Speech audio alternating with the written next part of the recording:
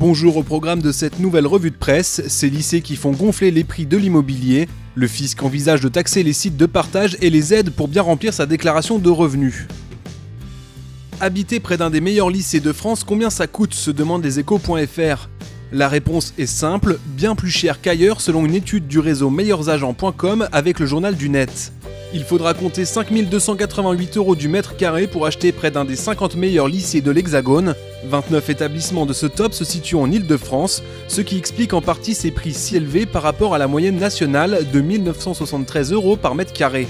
Cependant, et comme l'indique le Figaro.fr, la différence de prix dans une même ville peut atteindre 15% selon la proximité avec le lycée.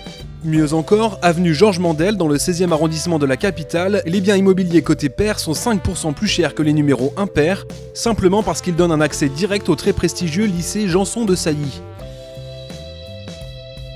Les sites de vente d'objets, de location de logements ou d'échange de services entre particuliers bientôt taxés.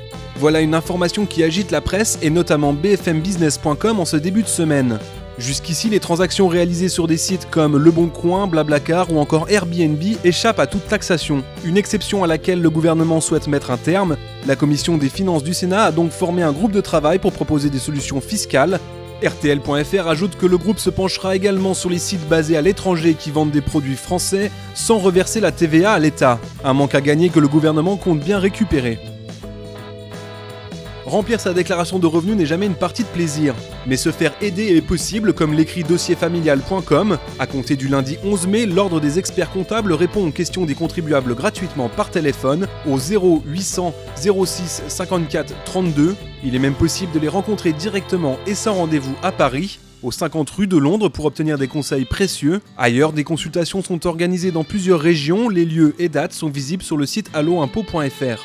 Pour les contribuables qui ont choisi la version papier, le temps presse, comme le rappelle toutsurlesimpots.com. L'imprimé fiscal devra être renvoyé avant le 19 mai, le cachet de la poste faisant foi. En cas de retard, une majoration de 10% du montant de l'impôt peut être infligée. C'est tout pour cette revue de presse, on se retrouve dans une semaine pour un nouveau point sur l'actualité des finances.